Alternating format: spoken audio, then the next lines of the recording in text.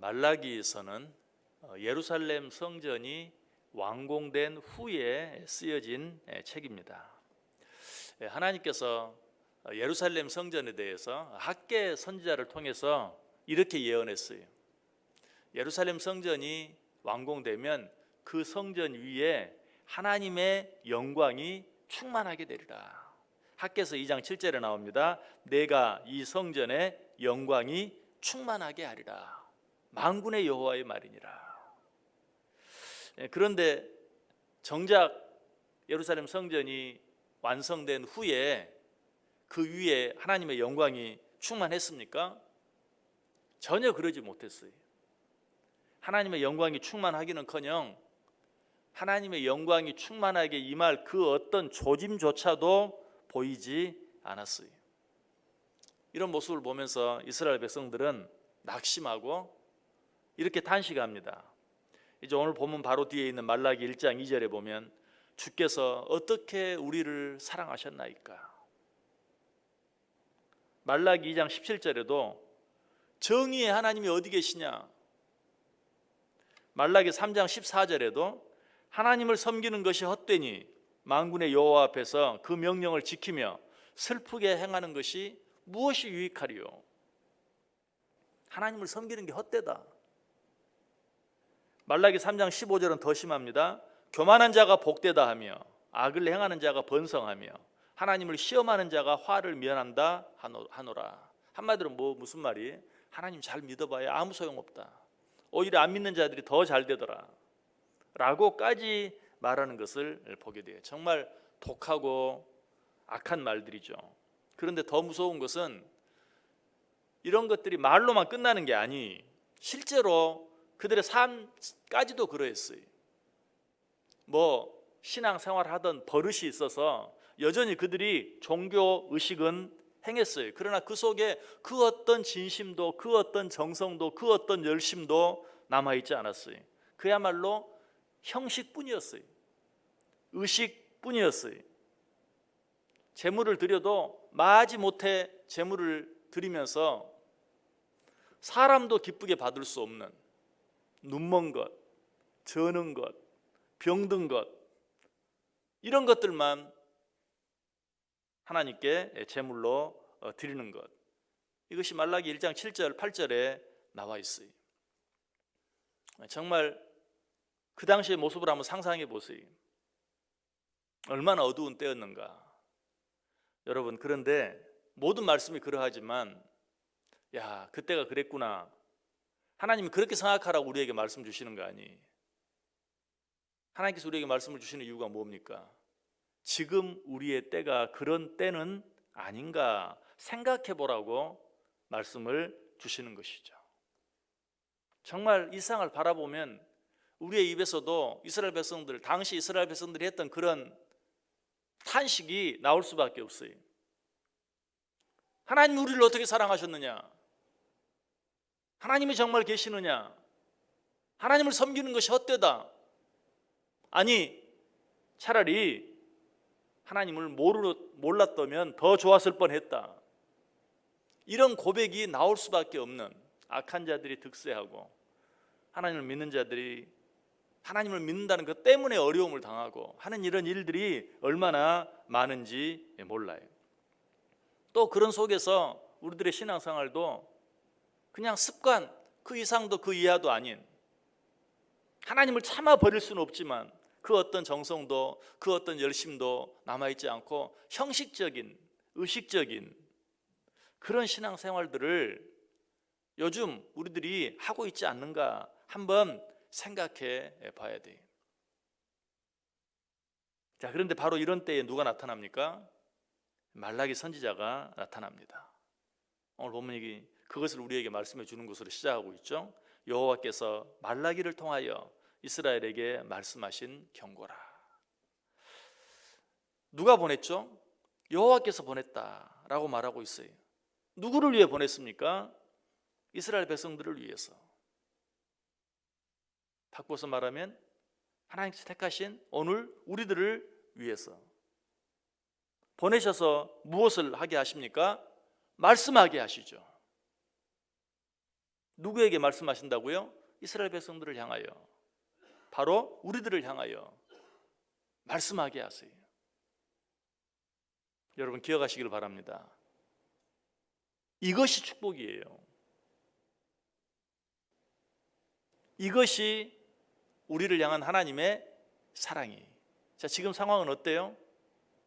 하나님을 믿는 것이 다 헛것인 것처럼 보이는, 그렇게 느낄 수밖에 없고 그렇게 말할 수밖에 없는, 하나님이 계시지 않는 것 같은, 하나님을 알지 못하고 하나님을 섬기지 않는 자들이 득세하는, 모든 것이 거꾸로 가는 것 같은 그런 때이지만, 그럼에도 불구하고 하나님께서 선지자를 보내셔서 우리에게 말씀해 주시는 것, 이것이 축복이고 이것이 바로 우리를 향한 하나님의 사랑이다. 인간에게 가장 큰 비극이 있다면 무엇일까요? 하나님의 말씀이 더 이상 임하지 않는 것이, 그것보다 더 큰 비극은 없어요. 그것이야말로 끝이에요. 구약과 신약 사이에 하나님께서 침묵하신 시간이 있었죠. 그 시간이 역사상 가장 어두운 시간이었어요. 그 시간이야말로 절망의 시간이, 그 시간은 죽음의 시간이, 하나님의 말씀이 없는 그 시간 속에 있는 자들은 살았으나 죽은 자들이나 다름이 없어요. 하나님의 말씀이 없는 시간, 외형적으로는 대명천지와 같이 밝다 할지라도, 정말 외적으로는 모든 것이 잘 되고 모든 것이 더 풍성해지고 모든 것이 더 좋아지는 것처럼 느껴진다 할지라도, 하나님의 말씀이 없는 그 시간은 칠흑같이 어두운 시간이. 아브라함에게 그런 시간이 있었어요. 아브라함이 하나님의 언약을 잊어버리고 여종 하갈을 통해서 이스마엘을 얻었을 때 인간적으로는 얼마나 기뻤는지 몰라요. 그래서 늦둥이 아들을 보고 그냥 그 아들 보는 재미에 푹 빠져서 시간 가는 줄 모르고 살았어요. 그런데 여러분 기억하세요? 그 시간 동안 아브라함이 하갈을 통하여 이스마엘을 얻고 후에 하나님께서 약속의 아들 이삭을 주시는 그 시간까지, 그 기간이 얼마인 줄 아세요? 자그마치 14년이. 그 시간 동안 하나님께서 침묵하셨어요. 아브라함이 이스마엘을 얻어서 인간적으로 좋은 시간, 행복한 시간을 보낸 것처럼 보였던 그 시간, 그 14년, 인간적으로는 너무 좋았던 시간처럼 보일지 모르지만, 그러나 하나님의 눈으로 보았을 때 그 시간은 없는 시간이나 다름이 없어요. 그래서 실제로 창세기 16장 16절에 보면 아브라함이 하갈을 통하여 이스마엘을 얻은 때가 86세였다라고 기록해요.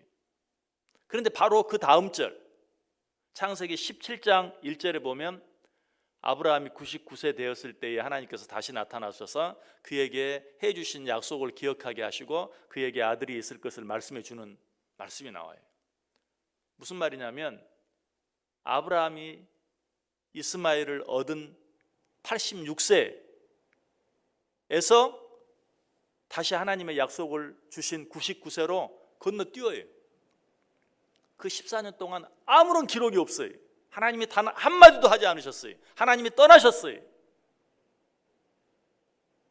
하나님이 침묵하시는 그 시간, 그 시간은 없는 시간이에요. 그래서 아브라함의 그 생애에 대해서 성경은 단 한 단어도 기록하지 않아요. 이처럼 하나님이 침묵하시는 시간은 밝은 것 같으나 어둠의 시간이고 있는 것 같으나 없는 시간이, 그야말로 죽음의 시간이. 왜? 성경이 말하잖아요. 하나님의 말씀은 내 발의 등이요 내 길의 빛이다. 그 말씀이 없으면, 그 말씀이 떠나가면 그야말로 어둠의 시간이, 칠흑 같은 시간이. 그러나 하나님의 말씀만 있으면 그 시간은 어때요? 깜깜한 것 같으나 밝음의 시간이. 그 시간은 온갖 절망으로 가득 차 있는 것 같지만 하나님의 말씀만 있다면 그 시간이 희망의 시간이고 소망의 시간이. 무엇보다도 왜 하나님의 말씀만 있으면 그 시간이 희망의 시간이요 소망의 시간인가? 하나님의 말씀이 있다는 것은 하나님이 나를 사랑하신다는 증거이기 때문에 그래요. 하나님의 말씀이 있다는 것은 아직도 하나님이 나와 함께 하신다는 증거이기 때문에 그래요. 하나님의 말씀이 있다는 것은 아직도 하나님이 나를 버리지 않으셨다는 증거이기 때문에 그래요. 여러분, 무엇으로 하나님의 사랑을 확인합니까? 모든 일이 잘 되는 그런 어떤 현상으로 하나님의 사랑을 확인합니까? 아니, 제 아무리 모든 것이 잘 된다 할지라도 하나님의 말씀이 내게 임하지 않으면 그 시간은 죽음의 시간이, 없는 시간이, 어둠의 시간이. 그러나 설령 내 눈에 보기에는 모든 것이 잘 안 되고 어렵고 힘들게 느껴진다 할지라도 내게 여전히 하나님의 말씀이 주어진다면 그 시간이 바로 희망의 시간이요, 소망의 시간이요, 그것이야말로 하나님이 여전히 변함없이 나를 사랑하고 계신다는 증거예요. 지금 저와 여러분에게 하나님의 말씀이 주어지고 있는 것 믿으십니까? 이것이 바로 하나님이 나를 사랑하는 증거예요. 오늘 여호와께서 말라기를 통하여, 오늘 하나님께서 부족한 종을 통하여 여러분에게 주의 말씀을 전하게 하시는, 아니 저와 여러분에게 하나님께서 말씀을 주고 계세요. 언제? 이 새벽 미명 시간에, 모두가 잠들어 있는 시간에 하나님이 우리에게 말씀을 주고 계세요. 이것보다 큰 축복이 없어요. 이것보다 큰 사랑이 없어요. 하나님이 여러분을 지금도 사랑하고 계시는 것을 믿으시길 바랍니다. 하나님께서 지금도 여러분과 함께하고 계시는 것을 믿으시길 바랍니다. 코로나19 때문에 정말 우리 평생에 한 번도 겪어보지 못했던 정말 어둡고 힘든 시간을 우리가 지나가고 있어요. 그럼에도 불구하고 하나님의 말씀이 우리에게 주어지고 있어요. 어떻게 보면 지금 상황이 그처럼 힘들고 어렵기 때문에 하나님의 말씀이 우리에게 더 강하게 와 닿아요. 그렇다면 뭐예요? 하나님 우리를 사랑하고 계시는 거예요. 이것 자체가 하나님께서 우리에게 주시는 축복이, 믿으시기 바랍니다. 그렇게 할 수만 있다면 지금 우리의 상황이 어떠하든지 이 시간은 우리에게 희망의 시간입니다. 우리에게 소망의 시간입니다. 그럼 어떻게 살아야 되겠어요? 여러분, 새벽마다 하나님의 말씀을 듣고 다른 어떤 것보다도 오늘도 하나님의 말씀이 내게 주어졌다는 사실 때문에 감사하며 사시길 바랍니다. 기뻐하며 사시길 바랍니다. 그렇게 함으로 정말 하나님의 말씀이 우리에게 주어지는 그것 자체가 축복이 되고 희망이 되고 소망이 되고 무엇보다 하나님의 사랑을 확인하는 시간이 되어줄 수 있기를 주님의 이름으로 간절히 축원합니다.